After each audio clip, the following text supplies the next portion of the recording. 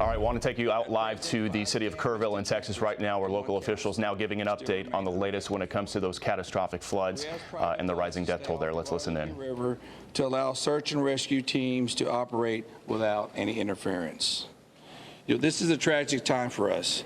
We're so grateful and thankful for all the resources that have been provided to us to do this job. And I can assure you we will not stop until this mission is complete. At this time, I'm going to turn it over to City Mayor.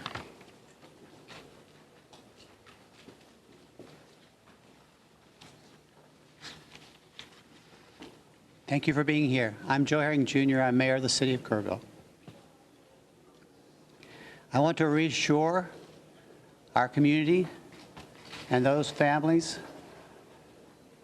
that the city, the county, the state, and the federal experts are working together, not separately, but as one team. If you go inside the Emergency Operations Center, you don't see silos. You see one team. I want to talk briefly about in-kind donations. The outpouring of generosity has been tremendous, and we are grateful. We are working on a new system to accept donations. And when those plans are complete, we will post them online on the city's Facebook page.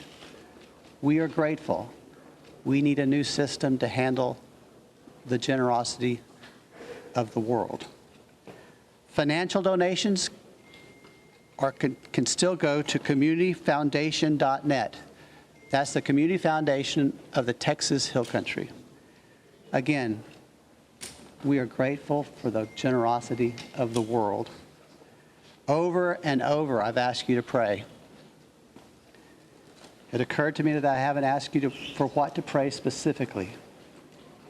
Please pray for those who mourn, for those who wait, and for those who help. Now I'd like to call on Lieutenant Colonel Ben Baker.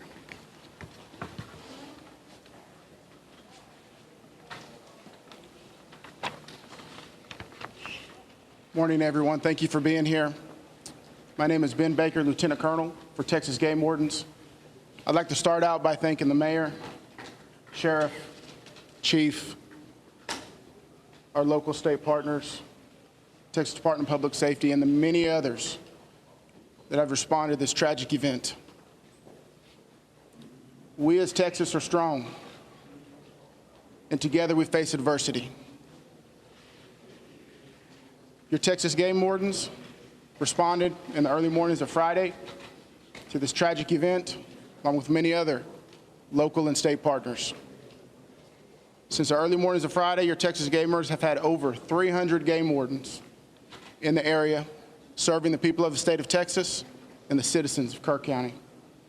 Among that, we've searched 26 river miles since the tragic event has started. We've had approximately 444 rescues, 30 recoveries. Some of our resources and assets we have dedicated to this tragic event include 2 helicopters with hoist teams, 12 drone teams, 10 K9 units, 9 swiftwater boat crews, 15 airboats, 16 UTVs, and 169 four-wheel drive vehicles. Your Texas Game Wardens will remain here and serving the community. We just ask you to continue to pray for the victims, for the families, for your first responders, for everyone involved. We'll open it up now to questions, if anybody has any. Can you talk about how challenging it is for you guys in the mud, the big trees? What's been like the different terrain? No, thank you for that question. Extremely challenging. We've got, of course, your Texas Game Wardens out there, your local, your state partners, Texas Task Force 1. We've got the National Forest Service out there. We've got A&M Forest Service. We've got numerous responders with specialized capabilities where we've got these large pile of debris. And with our canines and when we're trying to make these recoveries, these large piles can be very obstructive. And to get deep into these piles is very hazardous. And those specialized teams have to go in there layer by layer because our first responders, also the safety of them is concerned. So it's extremely treacherous, time-consuming, it's dirty work, the water's still there. So we're having to go layer by layer, peeling these off to make those recoveries. So we're... What about mentally? Like, when you guys stumble across someone who may be deceased, how do you process that? Absolutely. We process it the best we can. We have professionals in place, our crisis intervention team. All the agencies have some members representing there. And officer wellness is a first responder wellness is a key component to these operations. So we're maintaining and monitoring our officer wellness, our first responder wellness. We're making sure they have the support. It's very tragic whenever you see human life. But to see a child in that loss of life is extremely tragic. More rain I have is a expected to question. come down west of us, and eventually it's going to get down to Guadalupe River. Is that going to put a halt to the searches? And if not, how are you going to change the trajectory of the search and rescue operations? So with the water coming down, that's always a concern. And I'm sure you've been monitoring the last couple of days where we've had some reports of maybe some additional water coming in. Obviously, that's going to impact the search and recovery efforts. Us with numerous other agencies do have air capabilities, drone capabilities. We've got numerous fixed wing, rotary helicopters here. So it will alter our patrol patterns and alter our searches, but it won't deter them. I have a Can you question for outline the, what for specific discussions and actions were taken between the time the first flood emergency alert came in at 1:14 a.m. and then when the river first started flooding, those hours later? What were the specific actions and discussions that happened in those hours? Can you repeat that again, please? Sure, absolutely. I would like to know, if you could outline, please, what the specific actions and discussions were that local officials took between 1:14 a.m., that's when the first flood emergency alert came out, and hours later when the river first started flooding. What happened in those hours? What I can tell you, when I was first notified, it was around the 4 to 5 area. One of my sergeants was in dispatch when the first calls started coming in, the actual 911 calls come in. like at 4 in the morning? It was between 4 and 5 when I got notified. Okay, but prior to that, in that 3 to 4 area, my understanding is, and we're in the process of trying to put a timeline. That's going to take a little bit of time. As I've told you several times, that is not my priority this time. There's 3 priorities. That's locating the people out there, identifying and notifying the next of kin. That is what I'm taking as my job as sheriff here to do. Okay. With all due respect, sir, I think that the community here is asking these questions. What happened? When did it happen? Was the emergency manager awake at the time? Did they push the button to issue an emergency alert? Sir, it's not that easy when you just push a button, okay? There's a lot more to that. And we've told you several times. So did it happen, sir? I can't tell you at this time, You okay? can't tell me if the emergency manager of the county actually issued an emergency alert. Okay, Sheriff, who Shimon, is just give me a second. Emergency Answer the question. Operations Center? Who Let him runs answer the question. the Emergency Operations I'll come back to you. I'm going nowhere. Appreciate it. Who runs the Emergency Operations Center? We have a communication center, a dispatch, okay? We have a communication center. That's where the calls actually go to the police department, then they're forwarded to Right, us. but leading up to this, in monitoring the weather, there is, in any large city, in any state, there's an Office of Emergency Management that is monitoring the weather, that is watching and listening and getting briefings. Who was getting those briefings in this city, in this county? Who was receiving that information? And who would have ultimately made the decision to evacuate, hearing what was coming in from the Weather Service and other?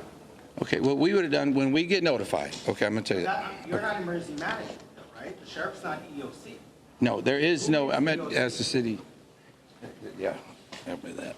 So we understand you have many questions. Right. Hang on. No, I understand, but you're not going to answer the question because that's up to the city manager and the mayor to answer the Correct. question. County emergency. We understand you have many questions. There is the judge. The judge is not here. We understand that, but right now, this team up here is focused on bringing We people understand that home. too, but there are a number That's our of focus. questions that are All those questions will be answered, but the priority right now It seems like you're is bringing people home. We totally understand that, and we value the incredible work that is being done by those first responders.